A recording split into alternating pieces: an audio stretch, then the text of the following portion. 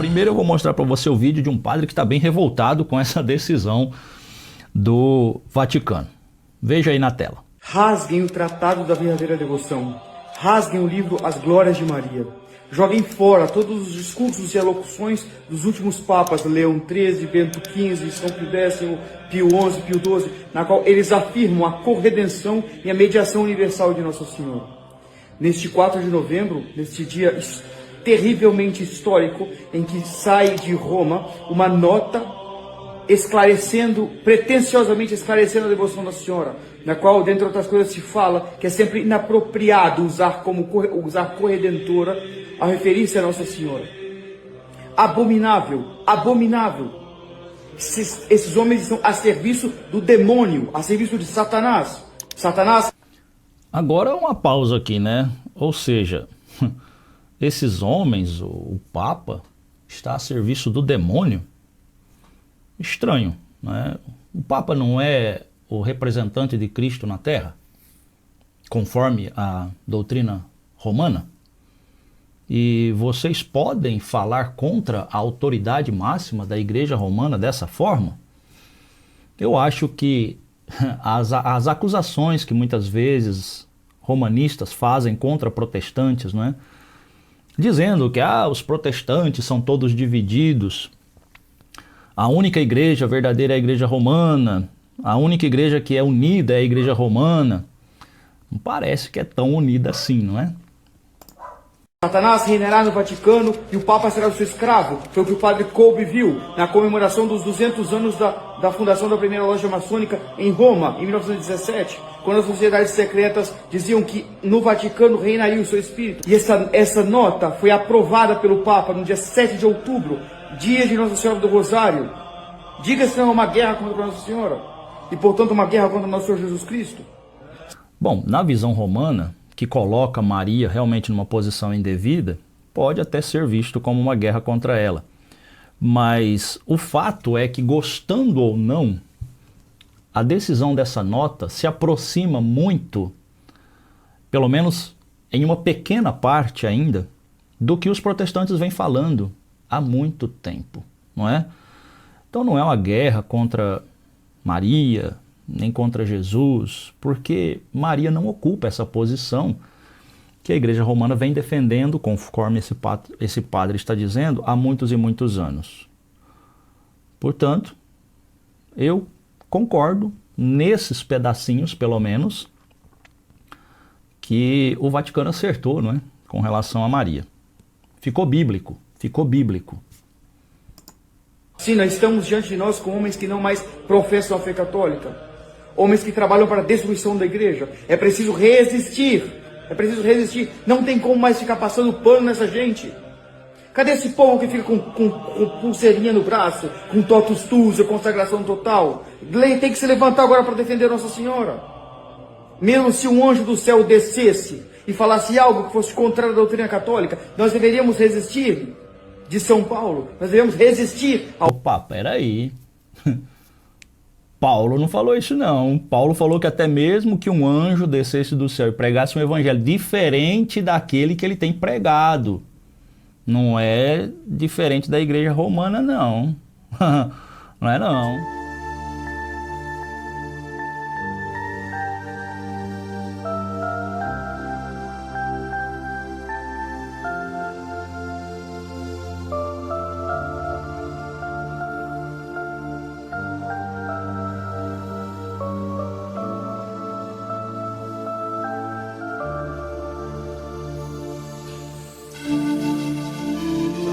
Né? Diferente do que Paulo pregava. E o que Paulo pregava, onde é que está essa questão de Maria? No que Paulo pregava. Nós devemos resistir ao Papa, aos bispos, quem quer que seja, a Túcio, ou sei quem sei lá é, essa tristeza desse homem. Ele está bem revoltado, né? Mas eu digo de novo, ele está conclamando aqui os fiéis devotos de Maria a se revoltarem contra o Papa, contra a autoridade dos bispos da igreja. Você que é católico romano concorda com uma coisa dessa? Porque estou falando aqui tendo em mente o que vocês mesmos, romanistas, falam do Papa. Ele não é infalível quando decreta da cátedra. Esse documento não é um documento oficial assinado pelo Papa. É correto, então, se revoltar contra ele? Ou estão revoltados porque ele se aproximou muito com o que os protestantes vêm falando há muitos anos? Eu acho que esta é a questão, não é? Deu uma feridinha lá, uma cutucada no orgulho, porque ele se aproximou muito com o que os protestantes vêm falando. E sabe por quê? Porque é o que está na Bíblia. E o grande erro desse padre e do outro que eu vou mostrar agora, em seguida, é porque segue tradição e não segue a Bíblia. E aí quando vai olhar o que está na Bíblia, chega a conclusões que realmente Maria não ocupa essa posição que eles querem que ocupe.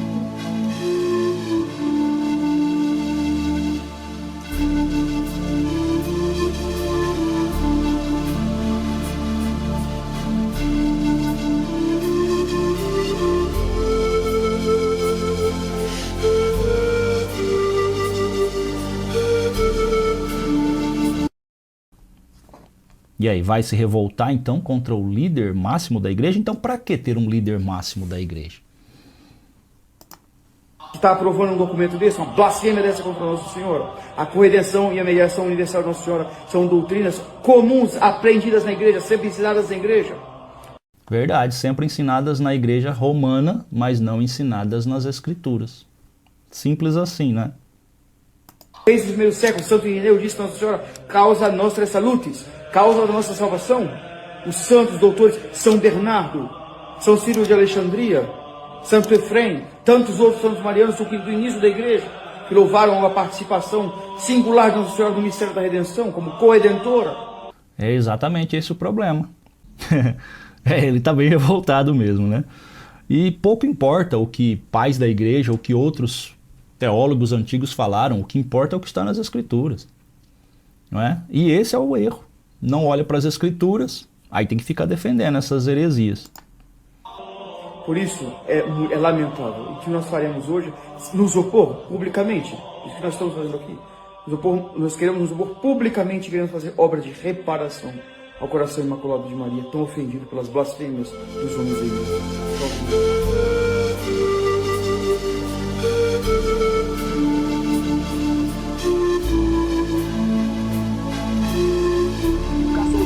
Um padre católico conhecido pelo apelido de Lutero ganha repercussão mundial após declarações explosivas sobre as crenças da Igreja Católica.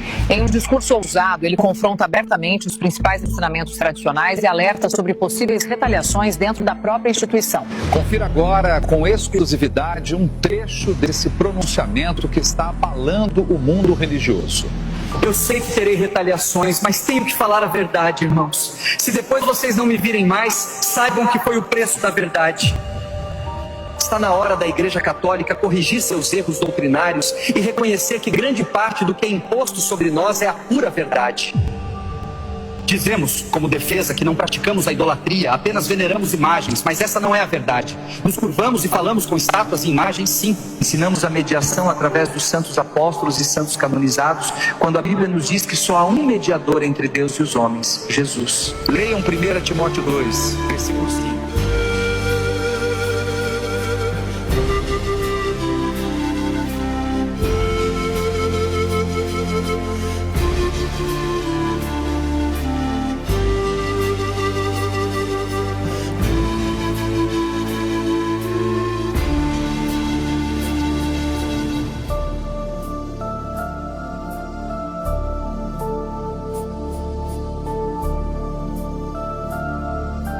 Nosso maior erro é não orientar vocês a lerem e estudarem as Escrituras. Não existem pessoas no céu, e sim no paraíso, lugar de espera, e não há comunicação entre nós e quem está lá. Como eles poderão nos ouvir? Leiam Lucas 16, do versículo 19 ao 31.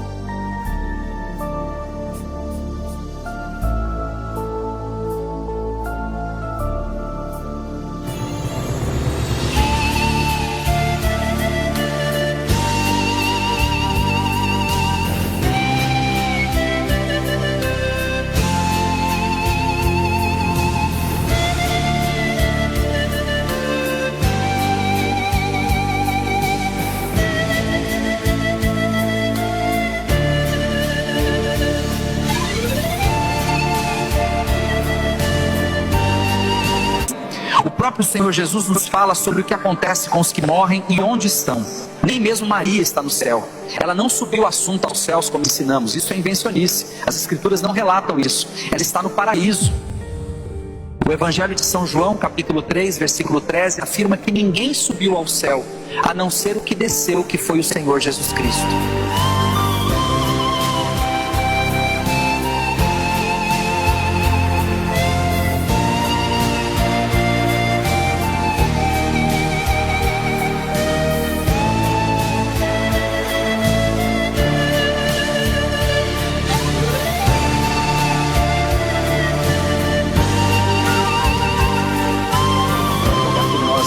Nem na hora de nossa morte. Primeiro, que a onisciência é um atributo de Deus. Ela não poderia nem sequer ouvir as orações. Irmãos, Maria é bem-aventurada por ter sido o canal que trouxe o Salvador ao mundo, mas isso não faz dela uma deusa. Ela é mãe da parte humana de Jesus. Jesus já era o Filho de Deus antes da fundação do mundo. Leiam Colossenses 1:17.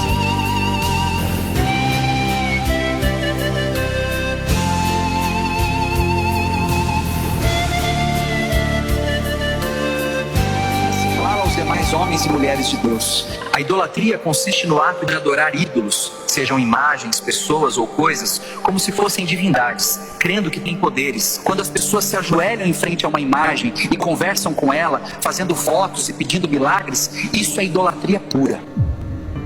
Não farás para ti imagem esculpida, nem figura alguma do que há no céu, nem do que há na terra, nem do que há nas águas. Não te inclinarás a elas, nem as servirás. Esta passagem está no livro de Êxodo, capítulo 20, versículo 4 e 5.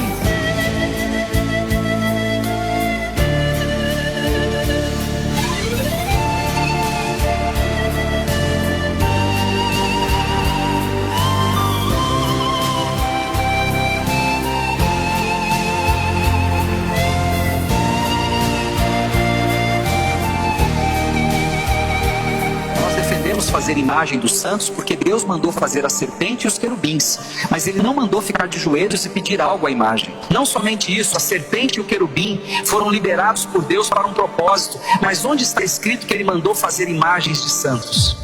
Leiam Atos 10, 26, onde Pedro diz a Cornélio: não se prostre, que eu também sou homem, e explicou que ele não era uma divindade. Em Apocalipse 22, do versículo 8 ao 9, João se prostra diante de um anjo para adorá-lo, e o anjo recusa a adoração e diz para adorar a Deus.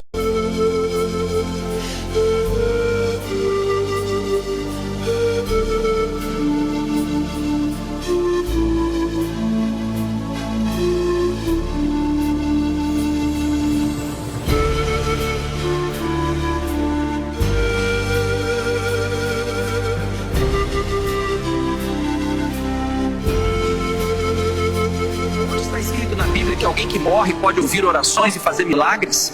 Está na hora de acordar, irmãos. Isso já foi longe demais. Mas você diz: eu fiz um voto e fiquei curado. Leiam 2 Coríntios 11, 14. O diabo pode agir até como anjo de luz para enganar as pessoas.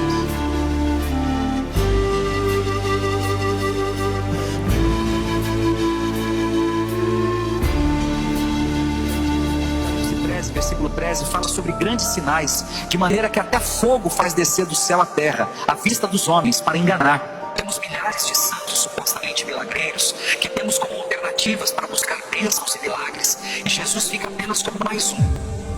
Hoje eu entendo que o objetivo do pai da mentira, que é o diabo, é colocar coisas e pessoas no lugar de Jesus, para que ele seja completamente substituído. Hoje cada cidade tem um padroeiro, e padroeiro significa protetor. Onde está na Bíblia que pessoas que morreram podem proteger ninguém, gente? Temos um santo para cada problema, de santo oculista a santo casamenteiro. Para tudo tem um santo. Que diferença há das religiões pagãs que tinham vários deuses, como o Egito? Aí vem o mais absurdo: colocamos Maria como advogada, medianeira e mãe de Deus. Isso é heresia e blasfêmia, irmãos. Leiam a Bíblia. Temos um advogado para com o Pai, Jesus Cristo. O justo não é Maria, é Jesus.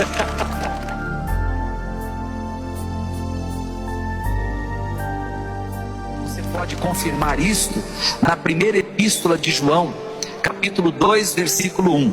Quem intercede por nós e com gemidos inexprimíveis é o Espírito Santo de Deus. Leia Romanos 8, versículo 25.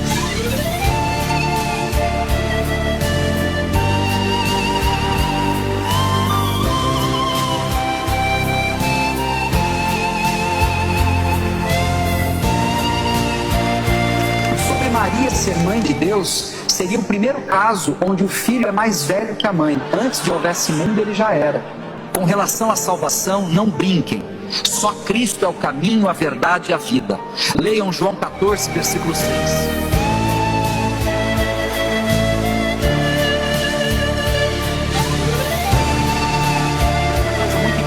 Não existe uma segunda chance. Depois da morte, segue-se o juízo. Leiam Hebreus 9, 27 e 28. Não existe purgatório segundo as Sagradas Escrituras. Morreu, você vai para o Hades ou para o paraíso. Nossa reza não ajuda em nada quem morreu.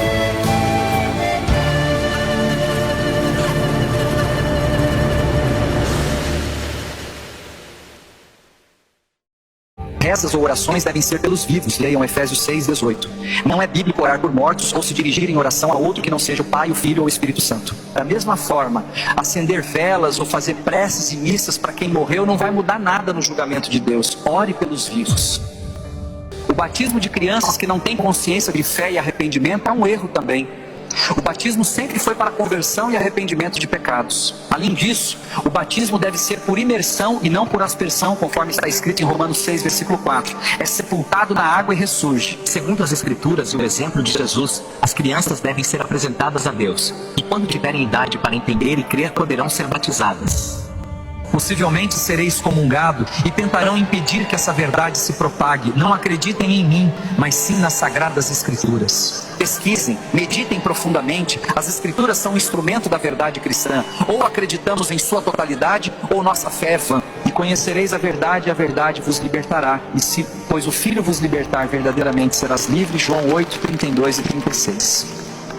Se você quer ver mais sobre o caso Lutero, deixe nos comentários "Eu quero a parte 2". Curta, salve esse vídeo, compartilhe com outras pessoas e nos siga para mais.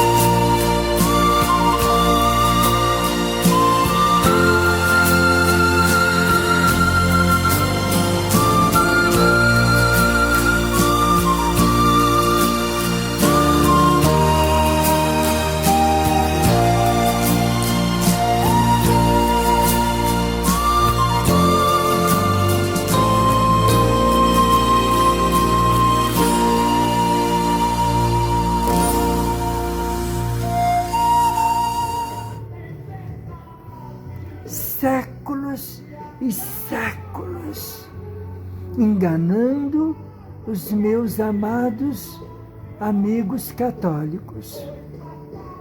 Eu sei que tem amigos católicos que estão assistindo. Eu amo os meus amigos católicos.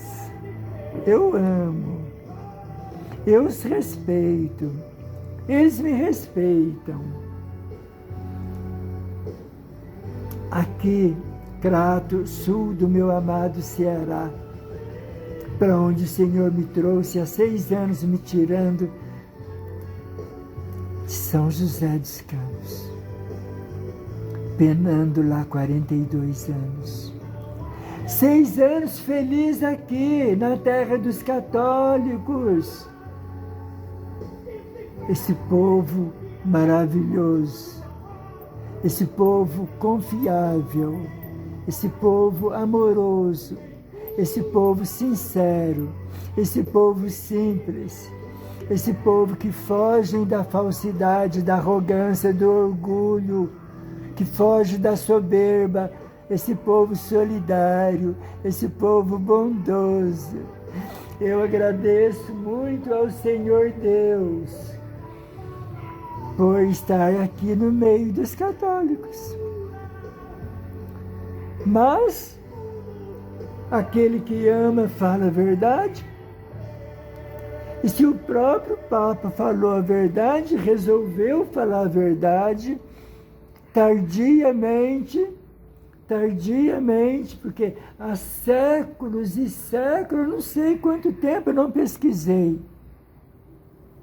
que criaram o dogma que Maria agora é corredentora, co-salvadora, salva almas, intercede, está à direita de Deus.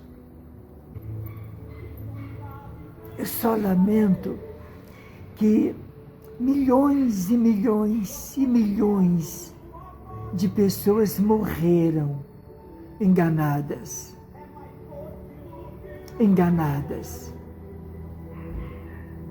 Pela mentira da Igreja Católica. Vou falar o quê? Dos papas que vão prestar contas a Deus. Porque através deles, milhões e milhões ficou rezando, orando aos pés de Maria, e ela nunca ouviu.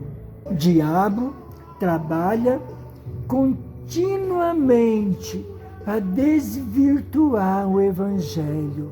Ninguém pode ser filho de Deus se não se render através de Jesus Cristo, se não se render aos pés de Jesus Cristo, se não confessar que Jesus Cristo é o Senhor, se não nascer de novo, se não tiver o Espírito Santo, ninguém pode ser filho de Deus se não confessar o senhorio de Jesus em suas vidas. Evangelho. Todo aquele que rejeita o único Evangelho, o verdadeiro Evangelho, não é filho de Deus. A ira de Deus, diz as Escrituras, se não me engano em Efésios, a ira de Deus permanece sobre os filhos da desobediência. Que desobediência é essa? Desobediência à verdade, desobediência à palavra de Deus, desobediência ao Evangelho. Evangelho puro e simples de Jesus. Mas ainda que nós, aqui é o apóstolo Paulo falando, ainda que nós, apóstolo Paulo e os demais apóstolos, ou um anjo do céu, pregue um evangelho diferente daquele que temos pregado a vocês, que ele seja amaldiçoado, essa pessoa vai ser amaldiçoada, que inventar, enfeitar, acrescentar ou tirar alguma coisa do Evangelho de Jesus Cristo. O Evangelho que os apóstolos pregavam, inspirados pelo Espírito de Deus. De novo, ele está repetindo agora. Eu li para vocês o versículo 8 da carta aos Gálatas, capítulo 1. Capítulo 1 da carta de Paulo aos Gálatas, li o versículo 8, agora vou ler o versículo 9. Como já dissemos e agora repito, se alguém lhes anunciar um evangelho diferente daquele que já receberam de nós, que seja amaldiçoado.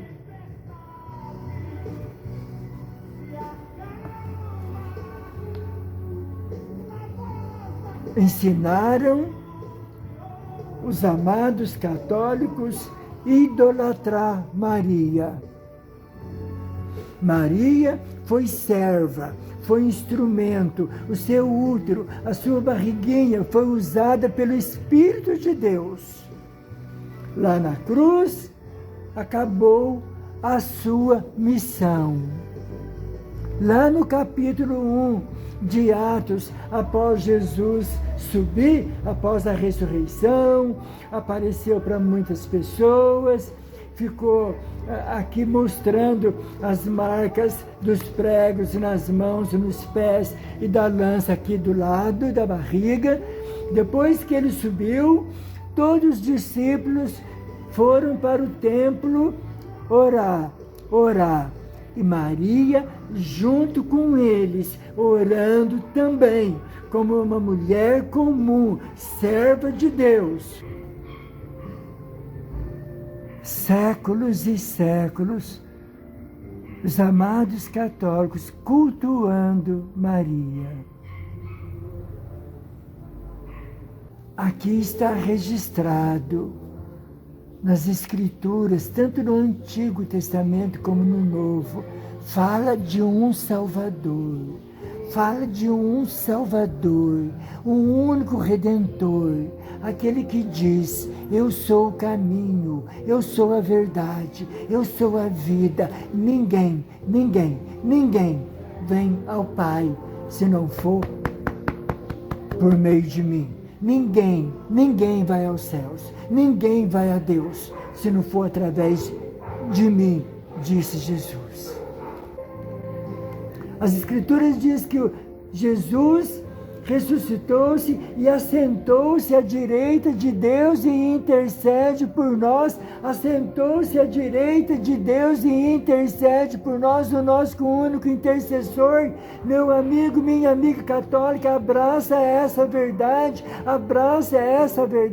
aceita essa verdade. Eu quero te ver no céu, eu quero te ver salvo. E enquanto você não mudar o seu conceito e ainda continuar confiando que Maria é corredentora, que Maria te vê, que Maria te ouve, enquanto você estiver se prostrando diante da imagem dela, você está enganado e você vai perder a salvação por conta de teimar em acreditar na tradição, maldita tradição. Prefere a tradição do que a verdade. Seu orgulho, se liberte disso. Tá bom? Eu falo dessa maneira, mas é com amor. É com amor.